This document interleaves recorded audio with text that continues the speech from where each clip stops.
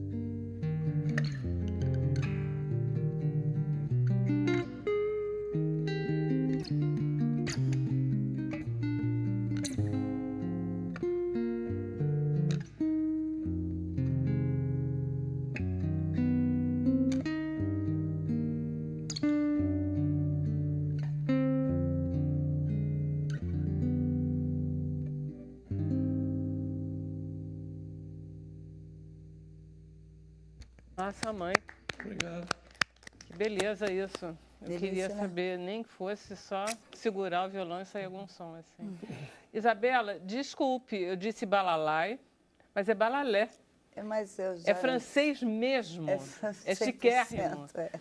Balalai é em português. Mas eu já acostumei com balalai. Com balalai? Eu nem ouço mais, eu já... Você sabe que nós temos um cinegrafista Meu primo. daqui?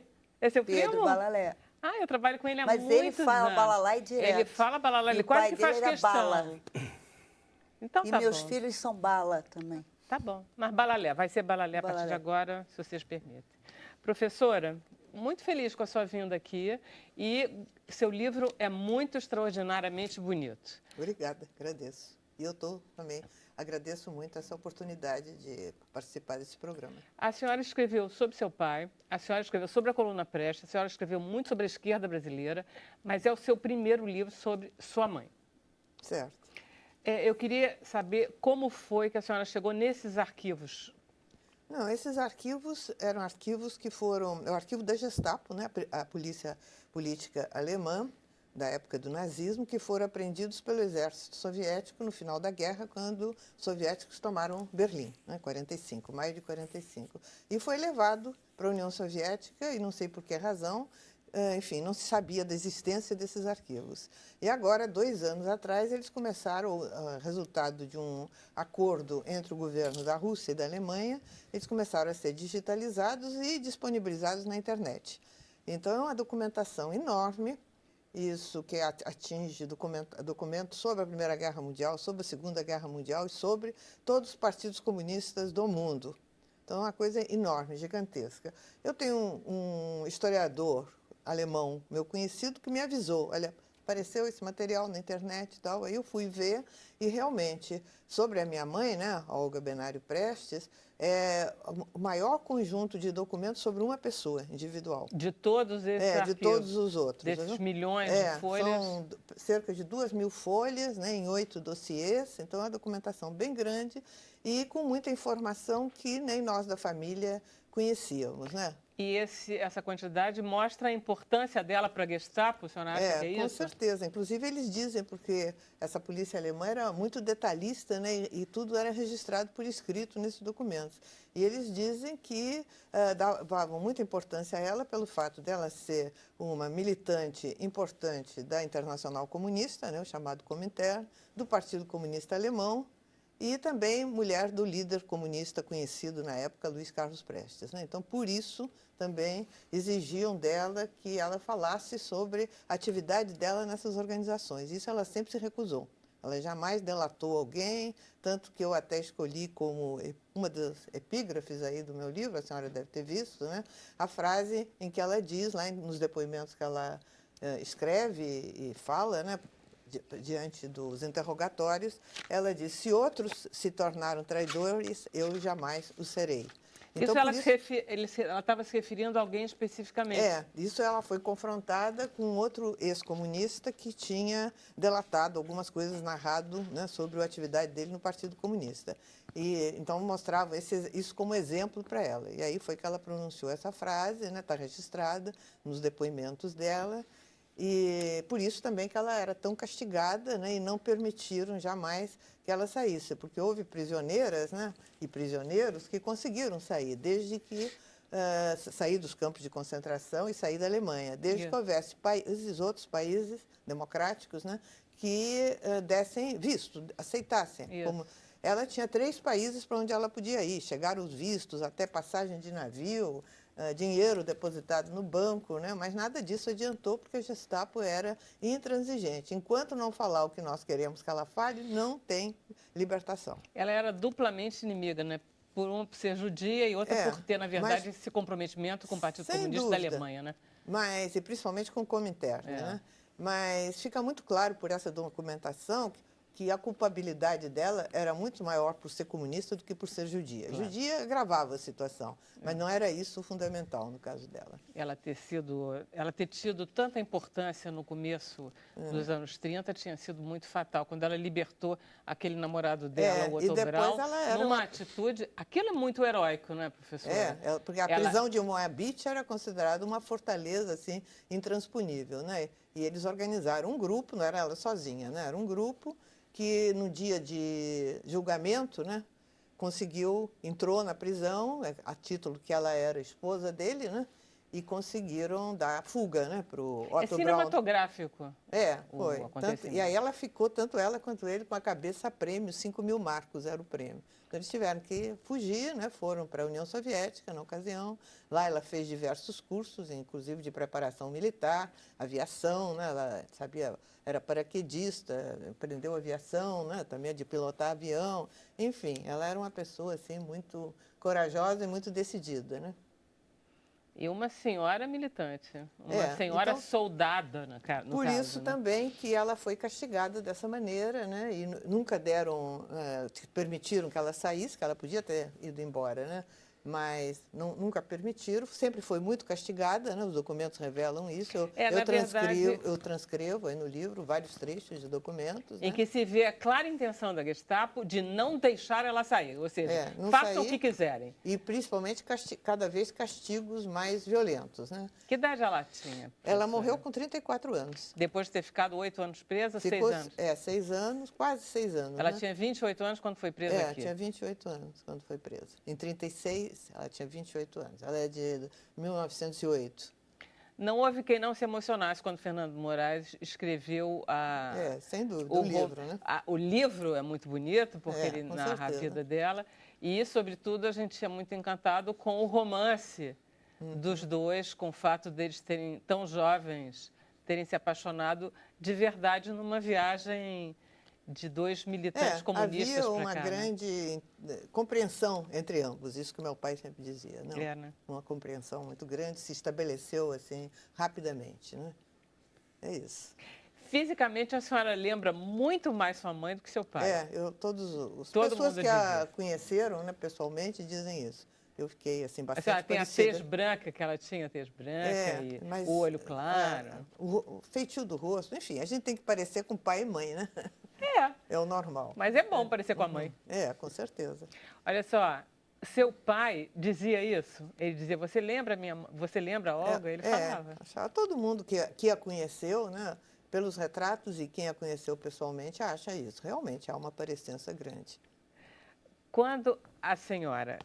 vamos lá, vamos contar a história, porque a senhora precisa contar, porque nem todo mundo... Não é, Camila? São histórias que a gente acaba não contando. Se bem que o filme Olga ajudou muito a divulgar, né? Isso. Mas vamos lá.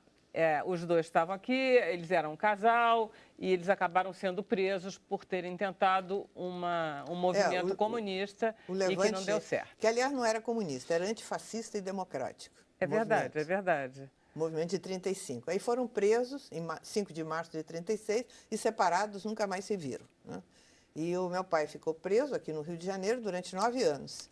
E ela foi, assim, de forma totalmente ilegal, extraditada para a Alemanha, porque ela, esperando um filho brasileiro... Já se sabia disso.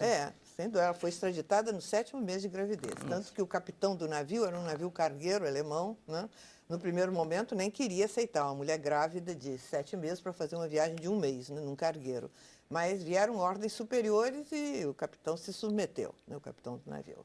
Então, ela foi extraditada em setembro, já no 7º mês de gravidez, junto com a Elise Evert, né, que tinha sido aqui muito torturada no Brasil, era esposa do Arthur Evert, né, 2 comunistas que participaram aqui do movimento revolucionário no Brasil. Os dois foram brutalmente torturados. E elas foram extraditadas juntos com ordens expressas, e isso fica agora muito evidente aí nessa documentação, né, que eu encontrei, ordens expressas de maneira nenhuma o navio parar pelo caminho, em algum porto da Europa, ou da Espanha ou da França, porque já havia precedentes, né, de os portuários desses países arrancarem prisioneiros que tinham sido extraditados aqui do Brasil. Em 36, Hitler já estava no poder. Já, desde 33. Mas não tinha declarado a guerra ainda. Não, a guerra começa em 39, né? 1º de setembro de 39. E eles ainda não estavam numa campanha antissemita tão feroz. Mas a anticomunista era. Anticomunista era.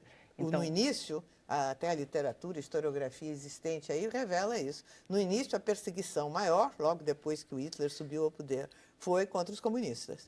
As prisões ficaram cheias de comunistas, existem dados até numéricos a respeito disso. E aí ela era, assim, um alvo preferencial, né, por causa justamente da ficha dela na Gestapo, né, em que mostrava que ela era uma comunista ativa, perigosa. E Veja, quando ela foi presa aqui no Brasil, ela não declarou o nome dela. Ela disse que era Maria Prestes e não disse nem qual era a nacionalidade, embora era bastante, acho que pela aparência já se via, né? E o Filinto Miller, o famoso Filinto Miller, famigerado, ex-chefe de polícia de Getúlio Vargas. Na época, o governo de Getúlio Vargas estava com ótimas relações com o governo de Hitler, uma grande aproximação, inclusive na esperança que o governo alemão e o grande capital alemão ajudasse aqui a economia brasileira, a indústria de guerra brasileira, ajudasse a instalar a grande siderúrgica, que depois foram os americanos. E, então, mandou foto e impressões datiloscópicas, né? Como é que é? Impressões digitais. Mandou lá para a polícia alemã, rapidamente foi identificada, porque já era fichada lá, né? E aí, diante disso, o meu pai sempre dizia que foi uma forma que o Getúlio e o Filinto Miller encontraram de torturá-lo, porque torturar fisicamente o Luiz Carlos Prestes, naquele momento, iria ter uma repercussão muito ruim para o governo brasileiro, porque ele já era muito conhecido na Europa, nos Estados Unidos, como Cavaleiro da Esperança. Então, a forma de torturá-lo foi essa, extraditando minha mãe para a Alemanha, no 7º mês de gravidez, sabendo que lá dificilmente ela iria sobreviver, né? O seu livro contém o quê? Qual é o material do seu livro? A partir dessas 2.000 folhas de arquivos da Gestapo eu de Olga Benário? Dei preferência, né, aos fatos inéditos, porque o meu livro adquiriu esse caráter, né, de complementação ao livro do Fernando Moraes, né, que o fundamental já está lá. Agora, o Fernando Moraes, na época que ele pesquisou e escreveu o livro, evidentemente não teve acesso a essa documentação que nem se sabia que existia, né? Então, eu dei preferência a essa parte inédita. Tem uma quantidade grande, cerca de umas 50 cartas inéditas, inclusive correspondência dela com o meu pai, né, que a Gestapo, a censura era muito rigorosa. É muito impressionante, porque ela está escrevendo, ela sabe que ela está escrevendo sob censura. Então, ela escreve... com todo cuidado para ver se a carta passa. Você sente, querido Mas Carlos, assim, eu estou bem. A criança está bem. É tudo muito na medida para não... Pois é, mas mesmo assim... muitas cartas foram apreendidas e só agora que eu tomei conhecimento... Que não chegaram nem a ele, não chegaram, não foram enviadas, né? Tem uma que ela disse uma coisa que eu adoro. Ela disse assim, que saudades... Ele fala alguma coisa sobre comer laranjas e ela responde, que saudades que eu tenho... Eu me lembro de ser uma papa laranjas. Ou seja, tem um mínimo de intimidade entre os dois, um pedacinho de... Lembra como eu gostava de comer laranjas, uma coisa assim, e que não pode passar em nenhum momento e ela consegue passar uma imagenzinha. E a censura, o rigor da censura chegava assim às raias do ridículo. A senhora deve ter visto, né, que até o romance Iracema, do José Alencar, que a minha avó mandou para ela manter, ela queria manter o português, que ela estava aprendendo português no Brasil, né? Ficou 1 ano e pouco aqui, mas já tinha alguma noção de português. E ela tinha preocupação de manter o conhecimento de português. O romance Iracema foi vetado, porque, imagina, a Gestapo se deu o trabalho de traduzir para poder ler, porque estava em português, né, evidentemente, e vetar porque o índio Peri foi considerado um subversivo. Né, um exemplo típico de um terrorista nativo.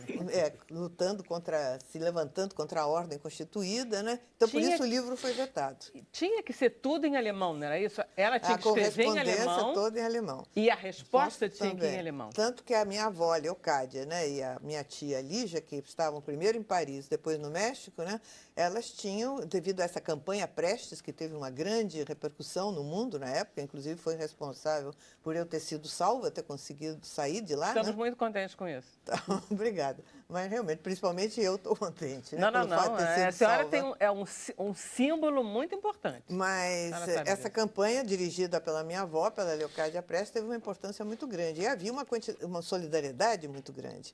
Então, tanto em Paris como no México, as duas, né, a Leocádia e a Lígia, elas tinham um grupo de pessoas voluntárias que traduziam as cartas. Traduzia as que chegavam da Alemanha para o português ou para o francês e para mandar para o meu pai. E depois as cartas que vinham do Brasil eram traduzidas para o alemão para mandar para ela. Tem uma última pergunta que eu tenho que fazer antes de ir para o intervalo, senão eu vou ficar aqui o resto do dia conversando com a senhora, que eu não posso. Não pode o seguinte, que no final, quando ela está indo para o campo de concentração e que ela tem que deixar roupa, ela deixa... Como é que é essa história? Porque isso é muito impressionante. Ela se comunica pela roupa que volta. Isso não era só ela. Havia um certo acordo entre as prisioneiras no campo de concentração, né, em Ravensbrück, que quando elas... Porque na hora de ir para a câmara de gás, mandavam despir, né? E a roupa era toda mandada de volta e aproveitada para outras prisioneiras. E aí elas mandavam um bilhete na bainha ou do casaco, ou do vestido, né? Da roupa que elas usavam. E as outras, as que tinham ficado, já estavam avisadas e corriam para pegar essa roupa e ler o bilhete, né? Então não era só ela que fazia isso. Sim, ela era um hábito, mas Um é um hábito hábito muito tocante, porque elas são para saber as qual era o prisioneiras. destino. São As outras prisioneiras. poderem saber qual era o destino. É a despedida, a última mesmo. E tem muito dela trágico, também, né? não tem? Como? E dela teve. Ela mandou um Ela recado. mandou um bilhete, inclusive, esclarecendo qual o último lugar por onde eles passaram, que era Dachau. E isso, para as outras que estavam presas lá em Ravensbrück, já era um indício que realmente ia para Bernburg, onde estavam as câmaras de gás, porque era a última estação antes de Bernburg. Maravilha, professora. Depois a gente fala sobre o lançamento. A gente vai para um intervalo, mas a gente volta já já com Sem Censura.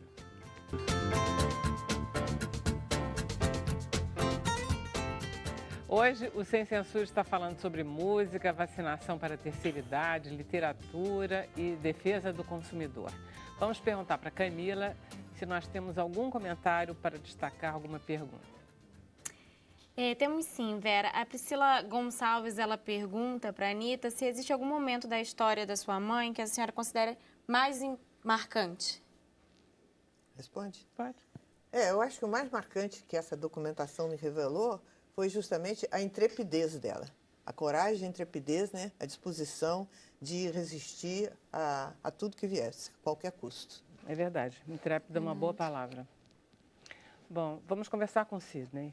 Fazer homem, mulher, homem, mulher, homem, que assim a gente vai se equilibrando. Sidney, todo mundo compra online agora. Essa história de ele tem um site, o Consumidor Vencedor, eu acho que é uma delícia, porque enchemos de esperança, né? Porque a gente morre de medo de fazer compra online. Que ideia é essa do Consumidor Vencedor? Vamos lá. Exatamente. Hoje em dia, cada vez mais está se usando a internet, né? Tanto para compras como para qualquer ato no cotidiano. Então, a gente, enquanto Ministério Público, né, a gente entendia que o consumidor precisava saber o que estava sendo feito, o que estava sendo garantido a ele nas nossas ações. Muitas vezes, o promotor entrava com uma ação para corrigir um determinado problema, vencia essa ação, mas o consumidor não ficava sabendo que foi beneficiado com alguma vitória.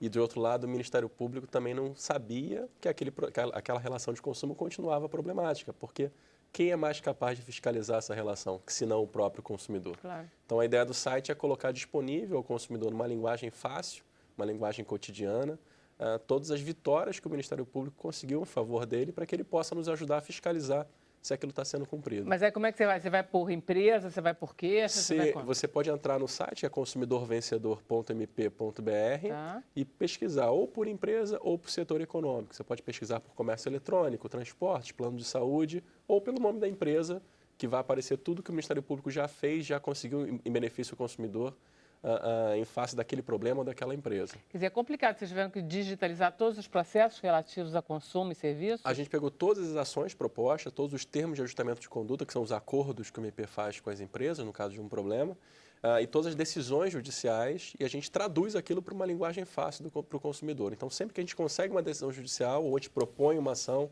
ou faz um acordo com uma empresa, a gente traduz aquilo para uma linguagem comum e publica no site. E começa quando?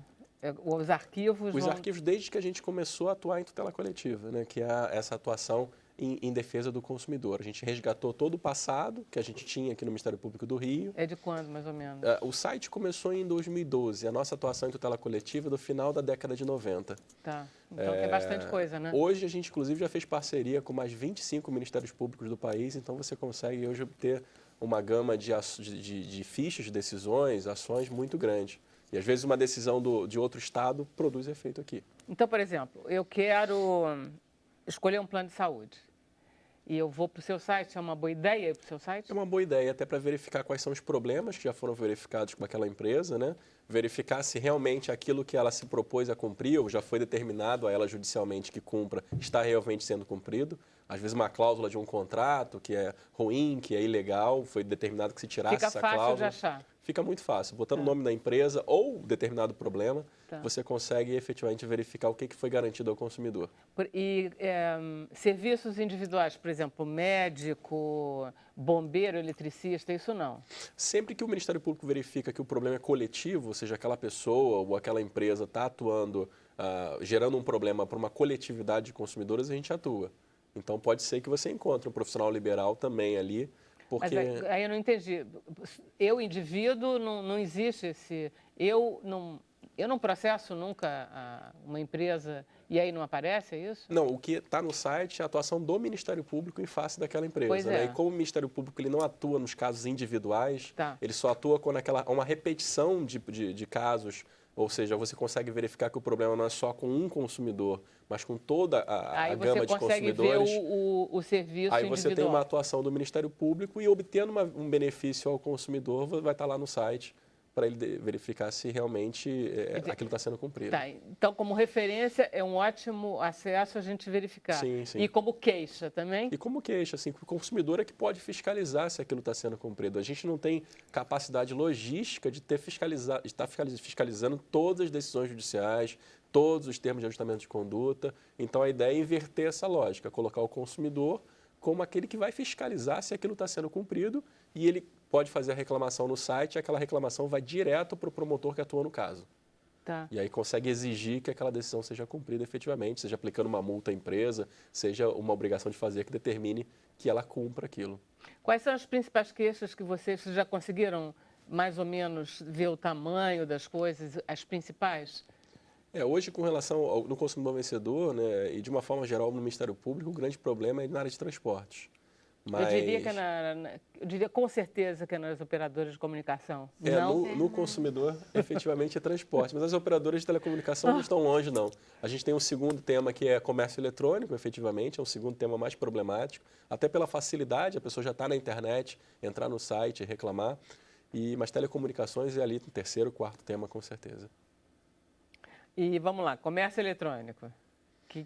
Dá para ir, por exemplo, digamos, por fábricas, não, tem que ser, sempre pelas lojas, né? Não posso reclamar de um micro-ondas ruim, não vai ter isso? Pode também? Na área do consumidor, né, o Código de Defesa do Consumidor estabelece uma facilidade para o consumidor, que é a solidariedade entre todos aqueles que participam da cadeia econômica. Tá. Então, o consumidor, se ele achar mais fácil demandar em face do fabricante ou preferir o lojista, isso é a escolha do consumidor e a escolha daquele que está demandando.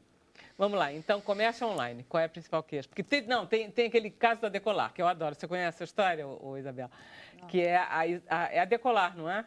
Que foi acusada de fazer um preço diferente para clientes quando eram de fora do que brasileiros. Então, para os americanos, franceses e tal, o quarto do Copacabana Palace era $300.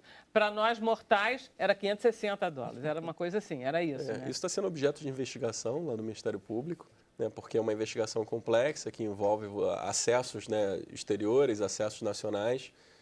O que se alegou em face dessa empresa é que ela permitiria os hotéis fazerem preços diferenciados. Né, ela coloca à disposição do hotel colocar um preço para o estrangeiro e um preço para o nacional, o que efetivamente é uma discriminação. Então, se isso sendo comprovado, efetivamente vai levar a alguma atuação do Ministério Público. Olha só, por que uma pessoa faria isso?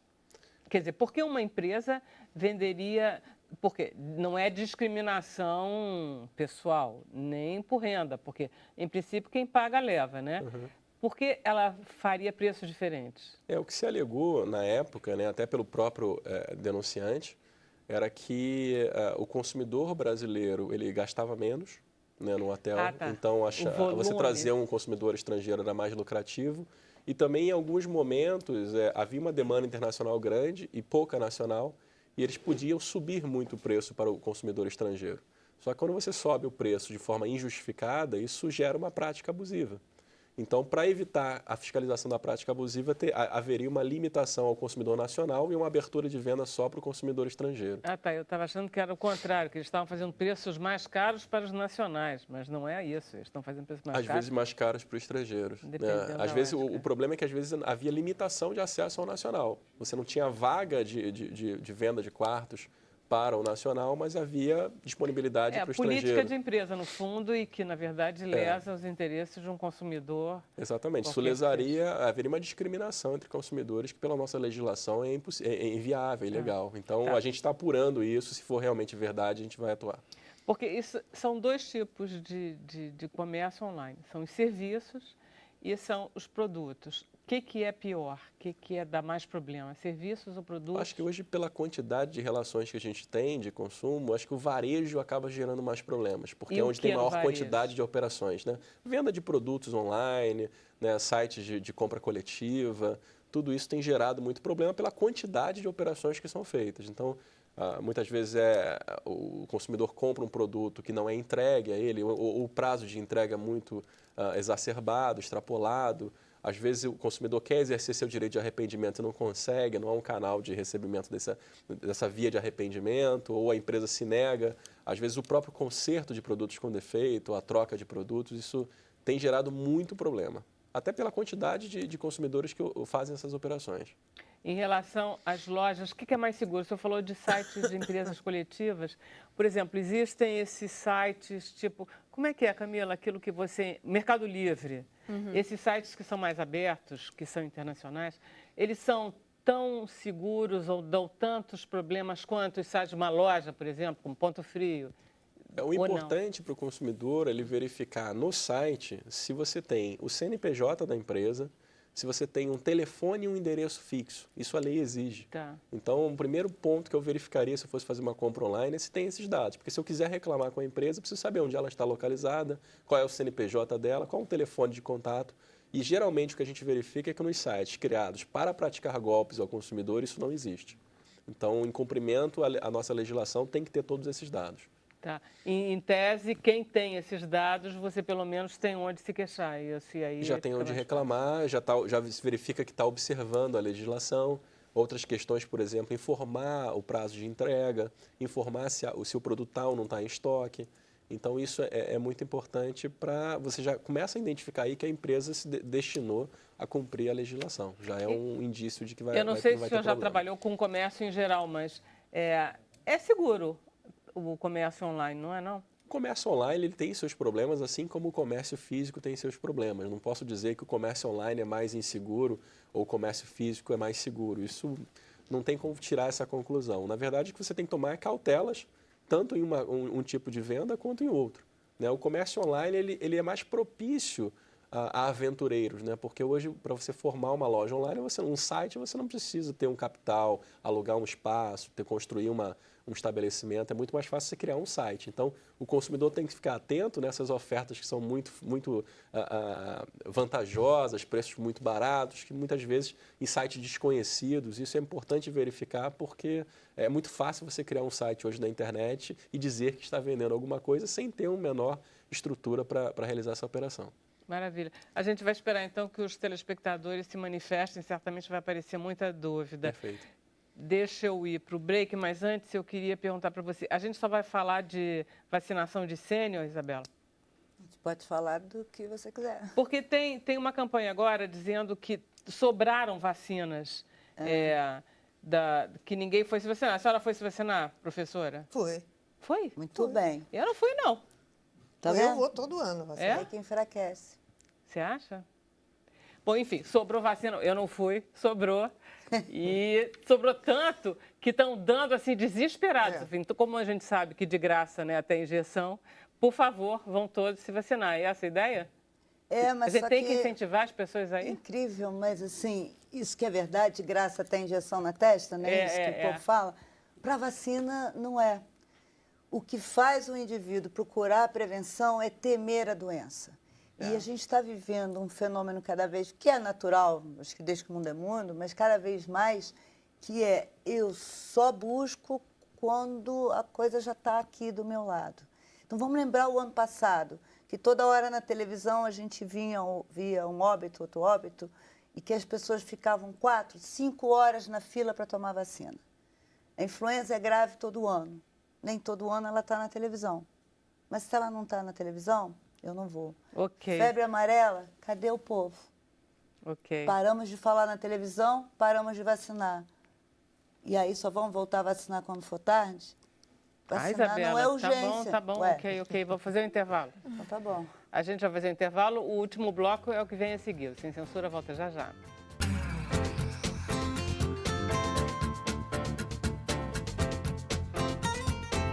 Voltamos com o Sem Censura de hoje, que está falando 77. sobre Olga Benário, sobre a música de Ginga e sobre vacinação e compras online.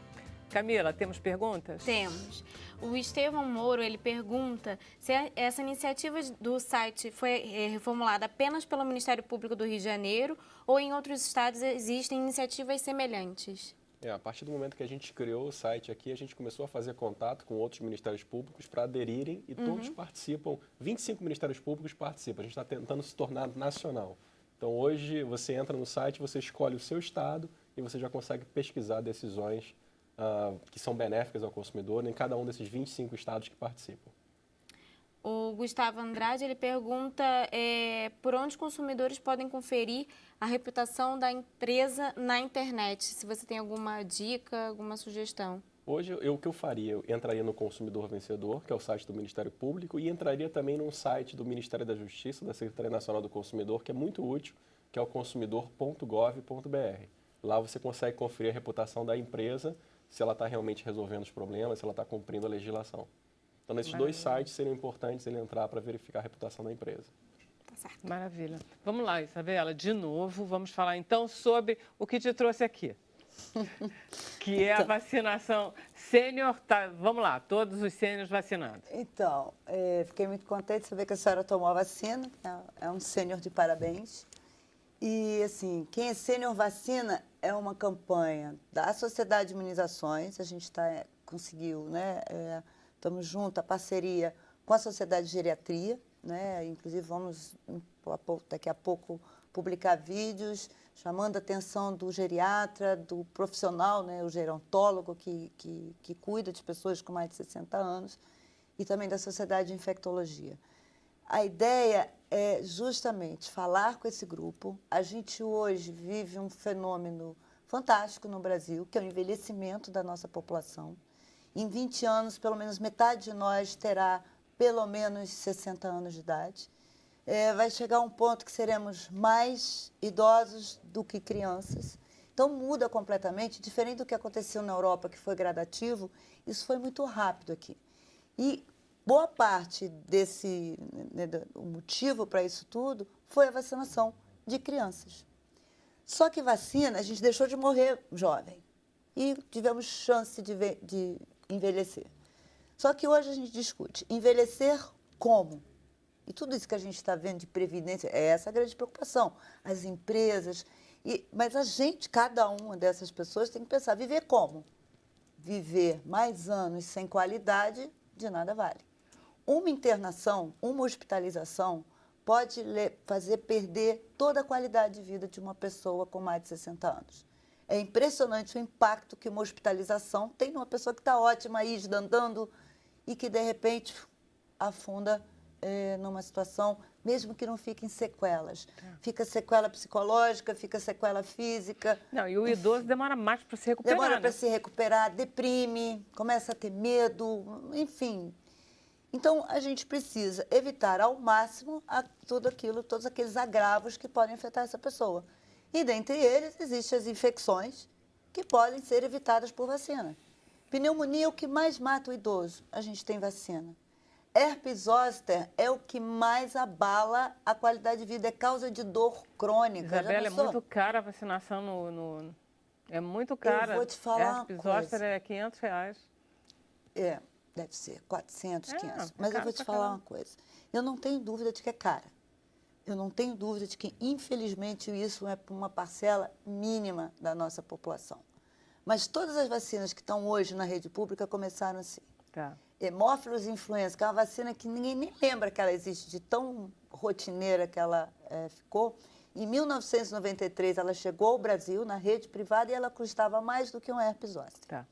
A vacina que as clínicas privadas mais aplicam hoje no Brasil, em criança, custa R$ 720 a dose, e uma criança precisa de 4 doses. As mães fazem fila. Sabe por quê? É contra a meningite. Sabe por quê? Porque elas têm medo da meningite. E desde quando que idoso tem medo de herpes zoster? Ele nem é informado disso. Sim, Vera, mas na grande maioria, as pessoas ele não não são sabe informadas que tem disso. vacina para pneumonia. Professora, Ele não a senhora vai... sabia? Sei, eu já me Já vacinei fez 2 a- vezes. Gente, eu pra vou levar pneumonia. ela lá para casa. Não, e herpes zoster? Não. Não. Então vamos juntas. Não. Eu tenho maior vontade. Então, herpes zoster é uma das grandes causas de dor crônica. Aos 85 anos, a chance de você ter um herpes zoster é de 50%. E a gente vai viver 85, 90, 95, 100. Então, você aumenta a chance dessas infecções impactarem negativamente. É um calendário, existe um calendário de vacinação do idoso. Ele é quase tão grande quanto o calendário da criança. E quem sabe disso? Onde é que a gente tem esse acesso? Onde é que a gente No acessa? site, a SBIM tem, a Sociedade Brasileira de Imunizações, a gente tem 2 sites. Um é o site oficial da sociedade, inclusive mais voltado para o profissional de saúde, com informes técnicos, etc., mas que é um site legal de consultar. E o outro chama Família SBIM, família.sbim.com.br. Tá. Ali é uma enciclopédia. Inclusive, você tem a possibilidade de baixar aquilo como e-book. Ali tem tudo o que você queria saber, toda a verdade, todos os riscos, todos os benefícios, o motivo de cada. Então, vamos falar de herpes zoster, vamos explicar o que é o herpes zoster, para você entender. Olha, eu estou te vacinando contra isso porque isso tem impacto tal na tua saúde, a chance da vacina evitar é tal, que é a eficácia, a segurança é essa, em caso disso, faça aquilo, enfim, procure seu médico. Então, tem tudo, o esquema de dose, etc. e tal. Lembrando que o site é para te informar, mas cada um deve conversar com o seu médico, porque existem contraindicações. As contraindicações estão ali, mas é importante uma orientação ou do serviço que vai te vacinar ou do seu médico para que seja uma coisa consciente. O Ginga falou que ele já se vacinou contra a febre amarela. E eu estava dizendo para ele que ele não devia. Por quê? Pois é. A grande questão foi, agora, com essa infeliz situação do maior surto dos últimos anos de febre amarela, uma das coisas que a gente viveu é a revolta dos maiores de 60. O mundo é muito doido. A gente diz. Eu já estou ficando doida, mas a gente já diz isso. A gente diz, vacine contra a gripe. Ah, eu nunca pego gripe e não vacino. Até que pego uma vez e pode morrer. O primeiro está lá. Primeira causa de morte por influenza é maior de 60 anos de idade. Ok, ok? Tá. Então tá. Aí eu não vacino porque eu não pego. E febre amarela? Eu também não pego, mas eu estou vendo essa coisa toda. Mais quase 500 pessoas morrendo de febre amarela. Os jornais só falam nisso, etc e tal. Aí você vai lá no serviço assim, não, senhor, maior de 60 não pode. Eu quero os meus direitos. Eu quero meus direitos, por que eu não posso? Porque aquele senhor lá morreu, a gente quer... Mas não, o senhor morreu muito depois. Quando o jornal veio falar comigo, eu falei, bom, eu estou falando isso há um tempão, existe um risco de morrer. Aí ninguém mais quer tomar vacina, porque está vendo, tem um risco de morrer. Não, gente, olha só, vou explicar. A vacina é muito segura. São Mas ele viaja pra caramba. Ele está ótimo. Ele está certo, ele fez muito bem. São milhões de doses no mundo por ano. Só aqui no Brasil, quantas são? Mas a gente sabe que 1 em cada 3 milhões de pessoas vacinadas pode ter um evento adverso grave. E que esse 1 para 3 milhões, em maior de 60, é o dobro do risco. Ah, por isso que você disse que ele não fez bem? Isso, por quê? Porque ainda bem que já acabou, né? Eu não vou vaciná-lo. Gente, a chance dele ter é baixa. Claro. Mas eu não vou vaciná-lo se ele não tem risco de pegar a febre amarela.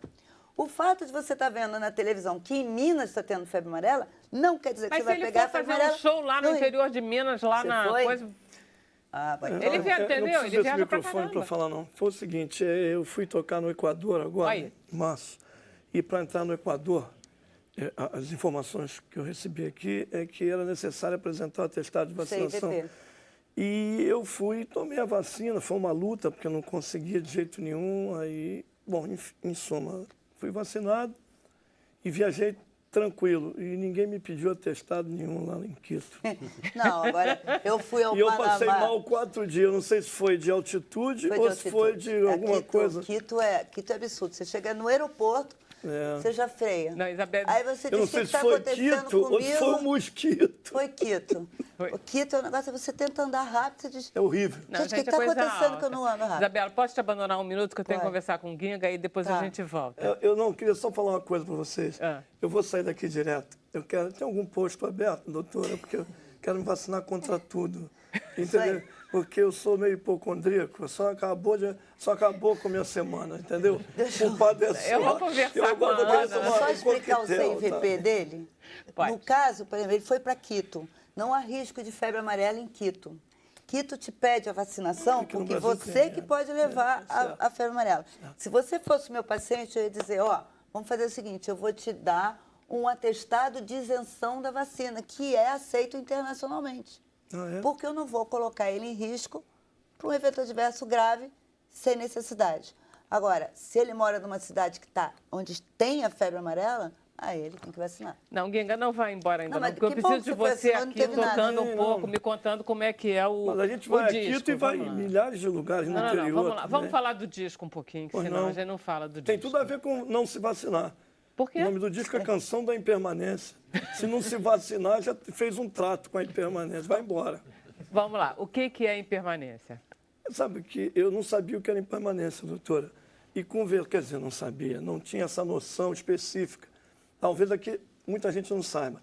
Eu andando pela praia, fazendo meu exercício ali diário, eu encontrei com um amigo meu, compositor de música contemporânea, chamado Sérgio Rojas. E o Sérgio é um cara muito culto e muito formado e também muito exacerbado nas atitudes, gesticula muito. Então, eu adoro conversar com ele, é sempre muito agradável, até pelo visual. O Sérgio fala com as mãos. E não sei que assunto saiu sobre a morte, que o Sérgio disse, não tenha medo, Guilherme, não é isso. A morte é o contrário de nascimento. O contrário da vida não é a morte, é a impermanência. Eu gostei da definição dele. Filosoficamente, aquilo bateu com o que eu sinto dentro de mim. E aquilo ficou na minha cabeça. E eu sei que eu fiz uma música, e quando eu terminei de compor a música, eu achei que ela tinha a ver com a impermanência. Havia alguns versos que batiam com isso. E dei o nome de Canção da Impermanência. Porque, na verdade, a impermanência é o que fica da gente, né? Não É o que a gente luta, né? Ninguém quer ir embora. A gente vai embora. A morte é a coisa mais democrática, né? Ou dentro de um banho, lá, né? Alemão daqueles, né? Opa. Ou uma morte dormindo, não acorda mais. Mas a morte, ela nos espreita, ela está sempre ali. É a arte final, né? É necessária, né? Mas ninguém quer, todo mundo tem medo. Eu sou apavorado com a ideia da morte. Então, esse disco é mais ou menos... Porque quando a gente fala daquilo que a gente tem medo, sei lá, é como se a gente ficasse um pouco imunizado também, né? É mais ou menos. Deve gerar anticorpo, né? A ideia é essa, um pouco. A gente tenta se proteger um pouco, né? É isso, é mais ou menos isso. Aos 67 anos, a gente já fica pensando Não, 67 mais não, que você ainda tem 66, só faz dia 10 de junho, né? É 10 de junho agora. Mas eu estou falando Não, para ver se o reserve- pessoal já prepara os presentes. Faltam 3 dias ainda. Não, Falta pouco. A gente defende a nossa... Se Deus quiser. Mas olha só, aí você fez um disco em que você faz tributos a todos aqueles que permanecem com a música dentro de nós. Você faz tributos a seu pai, ao garoto que você tocou, ao Tom, a Santo Dorival, que você fala, ao Hélio Delmiro. Ernesto Nazaré. Foi assim, um atrás do outro. Foi sem querer, Vera, foi sem querer. Realmente, quando eu vi, o disco estava cheio de homenagem. Entendeu? Juro por Deus que eu não pensei nisso. Porque até se eu fosse pensar nisso, eu não faria. Fica parecendo um certo se aproveitar, né? Meio papagaio de pirata. Né? Há uma homenagem ao Dorival Caymmi, outra ao Vinícius, outra ao Garoto, outra ao Hélio Delmiro, outra a Nazaré. Pô, esse cara, uma dessas homenagens, qualquer uma dessas vai dar certo. Mas não é o caso. Isso aconteceu porque eu componho de uma maneira como qualquer outro, não tem nada de diferente. A música vem para mim ou pela vida ou pela própria música. E quando eu ouço Dorival Caymmi, eu me emociono. Quando eu ouço Tom Jobim, idem. E a vida é assim. Eu acho que música, você se engravida de música. Ou pela própria vida, ou por algo que você ouve que te emociona. Não há outro caminho. Você disse uma frase numa entrevista que você disse que você não faz sucesso. Mas isso não é verdade, né, Ginga? Você é um homem de muito sucesso. Eu não conheço ninguém que não conheça você e suas músicas. E só que você tem, além de sucesso, você tem o respeito dos músicos, que é uma coisa muito extraordinária. Outro dia eu vi o Washington Oliveto falar uma coisa muito interessante. Ele disse, eu adoro que me respeitem, mas eu não me levo a sério. E eu sou mais ou menos assim, eu não me levo nem um pouco a sério. Essa coisa de posar de sisudo para parecer que é sério às 24 horas do dia, isso não é comigo. Sou um cara brincalhão, feliz com a vida, tenho horror ao mau humor, entendeu? E acho que seriedade é uma coisa que você passa. As pessoas te veem. No fundo, o que é que o artista precisa? É do seu olho, da sua sensibilidade, de vocês. Porque se eu for ficar sozinho com a minha música, eu não represento nada. Estou fazendo um trato com a impermanência, não é verdade? Você já lançou esse disco? Você vai lançar o show? Como é que é? Esse disco foi lançado lá fora, porque essa gravadora é alemã. E eu acho difícil ele vir para cá. Mas vai ter show? Você vai fazer algum show agora? De vez em quando tenho feito alguns shows em que eu aproveito para lançar esse disco. Não faço um show especificamente do disco, porque acho isso contraproducente. É bom você fazer um show da sua obra. Porque cada vez que você sobe no palco, você é você, né? Então eu posso pedir para você mostrar a sua obra? O que você vai tocar para a gente? O programa já está acabando. Dá para você tocar uma música e aí depois, quando a gente for para o Facebook, a gente ouve mais uma. Então eu vou tocar a que eu fiz para o meu pai. Então tá. Então deixa eu me despedir dos convidados, que assim eu já saio da televisão de uma vez e deixo você tocando.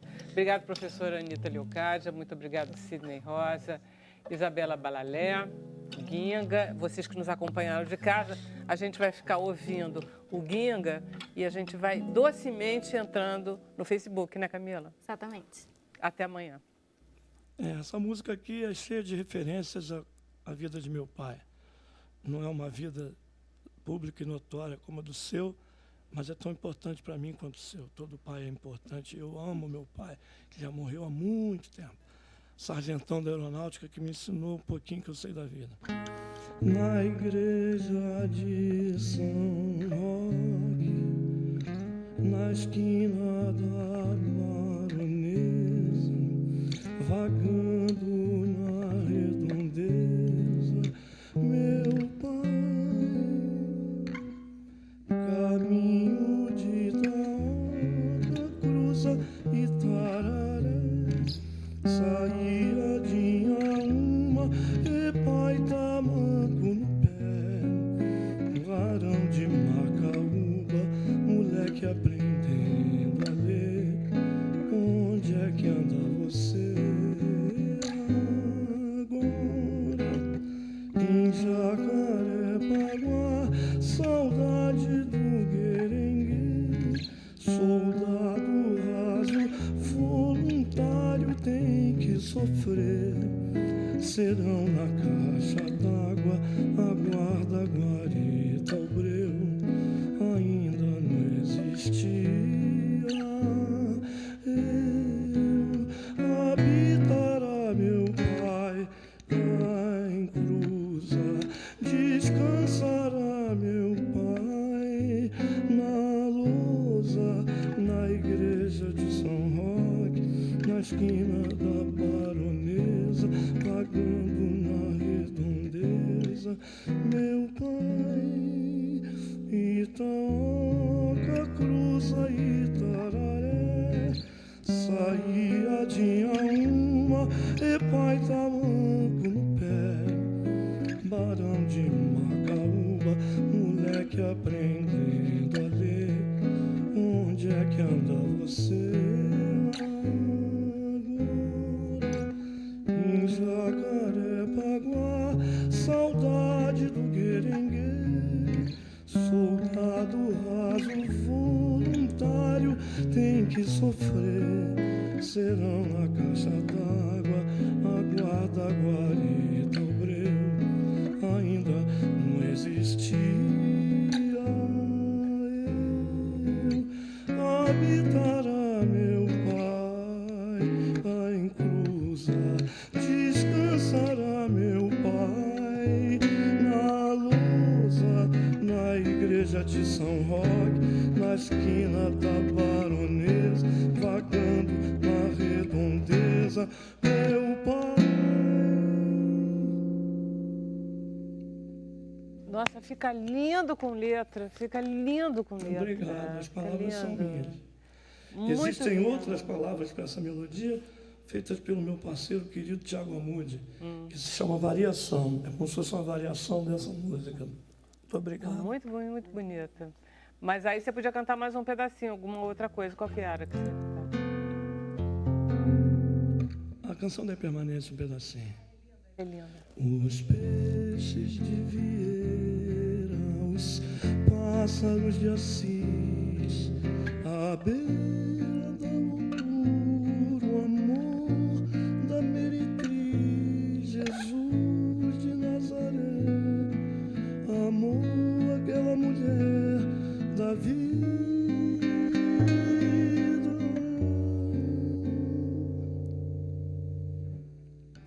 Não, fica com ele. Já foi. Lindo. É uma de olho coisa no relógio. muito... Não, agora já estamos Isso no que é bom a gente ser Facebook. antigo. Olha só, não se deixe enganar pelo relógio, porque a gente, nesse ínterim, a gente passou da televisão para o Facebook. A gente está online direitinho legal. agora. E continuamos ao vivo. Continuamos ao vivo. E o Incrível, né? bandolinista Milton de Holanda, ele mandou um grande abraço para você e para todos nós aqui do Sem Censura. Ei, Hamilton! Hamilton é um dos gênios brasileiros, né?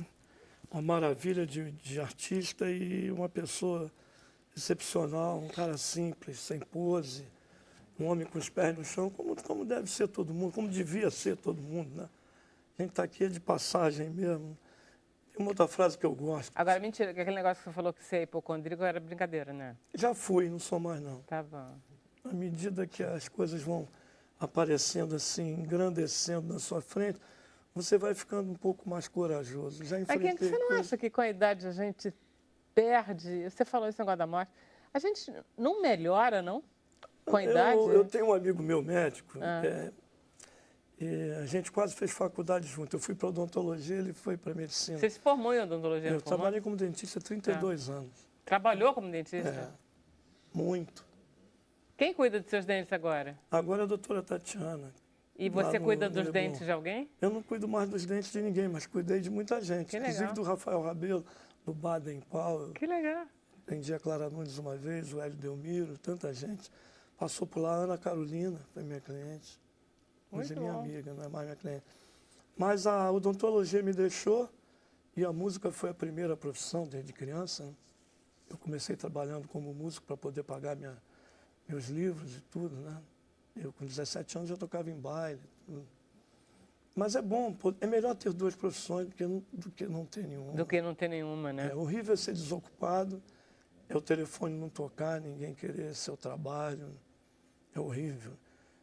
Eu costumo dizer, tem tanta gente que faz sucesso e vive fugindo do assédio, muito pior do que fazer sucesso é ser anônimo.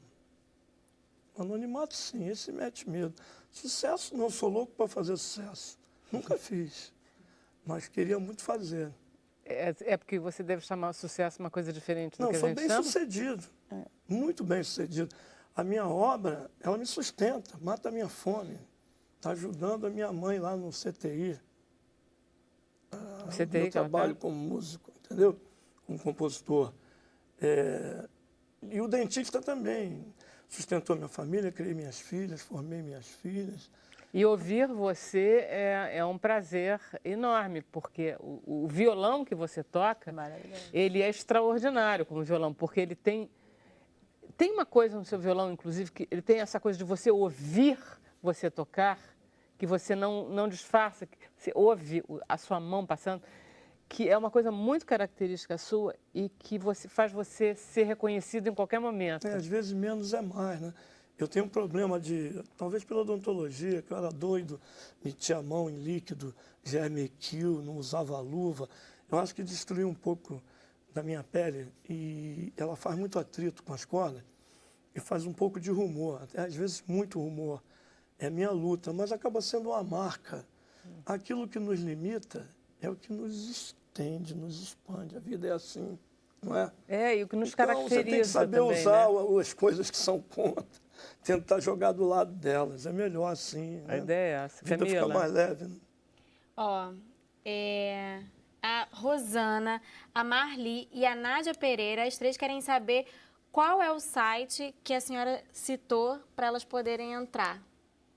Então, o melhor site, assim, para quem não é médico, profissional de saúde, é o família.sbim, SBIM é SBIM. Serviço Brasileiro Sociedade Brasileira de Imunizações. SBIM, família.sbim.com.br. E aí você pode escolher para olhar o calendário da mulher, do idoso, da criança, do prematuro, do trabalhador, enfim. Tem calendários para todo o público-alvo que tem as suas diferenças, né? Olha só que engraçado, na nossa mesa de hoje, a Anitta Prestes, ela conseguiu arquivos pela internet. Você falou de comércio e de queixas, ou seja, da justiça pela internet. Ela está falando de vacinações pela internet. Qual é a sua contribuição para a internet, Guenga? Ih, você agora pegou no meu calo. Você sabe que se eu te mostrar o meu celular, é aquele Jurássico. A única coisa que eu sei fazer com a internet, eu não recebo nem e-mail, é entrar no YouTube para estudar as músicas que eu amo. Ah, já tá ficar bom. procurando. Eu ocupo muito a minha vida com isso, porque realmente o advento disso tudo ajudou muito. É muita informação, é muito rápido. Né? É muito rápido, né? Vamos Muito lá, Camila. bom. O Alex Rossi Martim, ele pergunta, gostaria de saber da doutora Anitta se ela concorda que a falta de memória no Brasil é crônica. Mas eu acredito que nessas últimos, 20, 30 anos, né, isso está mudando. Até porque nas universidades brasileiras, né, tem muitos cursos de mestrado, hoje em dia é uma quantidade enorme de mestrado, doutorado, então que estão justamente pesquisando, né, a história e contribuindo para resgatar a memória. Então eu acho que tem melhorado, mas ainda temos muito chão pela frente. A Iomara, ela diz, Olga Benário foi um símbolo de luta para muitas mulheres, mas eu sempre tive curiosidade de saber como foi a vida da filha dela. Por favor, Anitta, conte um pouco sobre a sua vida. Isso é muito demorado, porque a minha vida já está muito longa.